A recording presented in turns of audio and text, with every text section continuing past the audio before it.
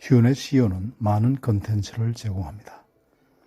리더십과 문사철, 그리고 경영, 모든 분야에 걸친 인사이트를 제공합니다. 오늘은 부조리한 사회에서 버려진 개인이라는 제목으로 까뮤의 이방인을 다뤄보겠습니다. 나와는 다른 사고방식으로 지닌 사람을 이해하는 것은 생각보다 어려운 일입니다. 가끔은 나 역시 다른 사람에게 이해받지 못하는 사람이 아닐까? 다른 사람이 나를 외면하고 있는 것은 아닐까?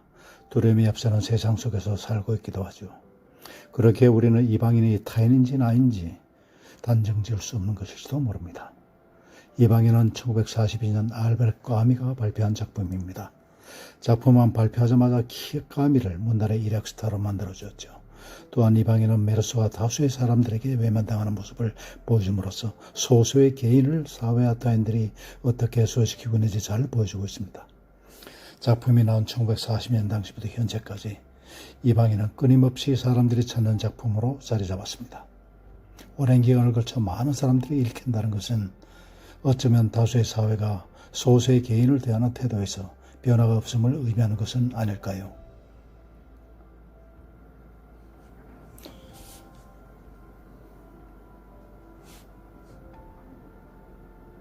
오늘 메르소는 어머니가 죽었다는 전보를 받고 양론으로 향합니다. 메르소는 어머니의 죽음을 덤덤하게 받아들였지만 오히려 다른 이들은 메르소보다도 더 슬픔에 빠져 있었습니다.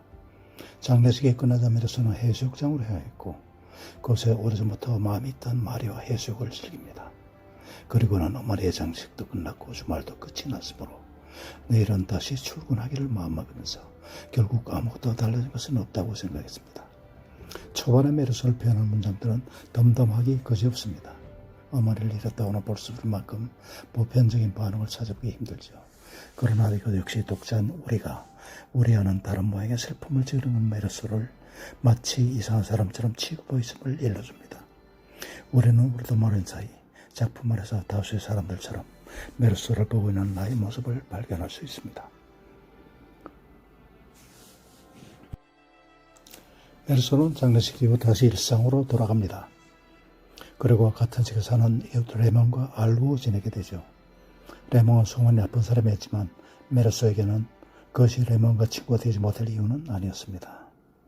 레몬은 내 여자가 있었는데 그녀에게 경제적으로 모든 것을 내어주고도 속고 있다면서 복수를 다짐하고 있던 찰나였죠. 레몬은 메르소에게 그녀를 꿰어내기 위한 편지 한 통을 써달라고 부탁했습니다. 메르소는 기꺼이 편지를 써주었고 레몬은 내내게 복수하는 것을 성공합니다. 까미는 이방인을 쓰며 부조리한 마음에 대해서 이야기하고 싶었다고 밝힌 바 있었는데 작품에 소외된 개인을 이해하고 있지만 무조건 개인의 소외를 안타까운 눈으로만 볼 수 없는 이유는 여기에 있습니다. 메르소는 어머니의 죽음 이후 더욱 중심 없이 자신과 타인을 방조하며 살아갑니다.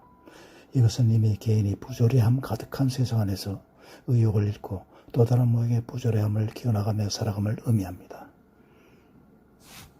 메르소는 그 이후 레몬과 어울렸고 둘은 메르소의 연인이 된 마리와 함께 레몬 친구의 별장으로 놀러가게 됩니다. 별장 근처에는 해변이 있어 그들은 해변가에서 해수욕을 즐기다가 그곳에서 레몬의 내연녀의 오빠와 그의 아랍인 친구 페오레에 따른 것을 알게 되었죠. 레몬과 레몬의 친구 그리고 메르소는 그들과 다툼을 벌이게 되고 결국 메르소는 레몬이 건네준 권총을 받아들여 아랍인 한 명을 쏘아 죽이고 맙니다. 이방인은 총 2부로 이루어진 작품입니다. 1부에서는 메르소가 어머니의 죽음 앞에서 담담한 모습과 다수의 사람들과는 다른 생각을 지니고 행동하는 모습을 보여주죠. 그 후 소문이 좋지 않은 레몬을 만나 한 아랍인을 죽이기까지의 과정도 그려내고 있습니다. 2부에서는 살인죄로 재판에 서게 된 메르소의 모습을 보여주고 있으며 사람들은 재판 과정에서 메르소가 한 사람을 죽였다는 사실보다 어머니의 죽음을 별로 슬퍼하지 않은 점과 그 이후 해수욕장을 가거나 연인 마리와 함께 시간을 보낸 점에 더 주목하며 손가락질하는 모습을 그리고 있습니다.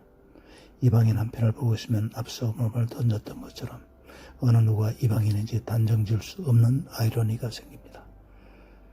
작품 안에서 이방인은 이상한 사람쯤으로 바꿔 생각할 수 있습니다.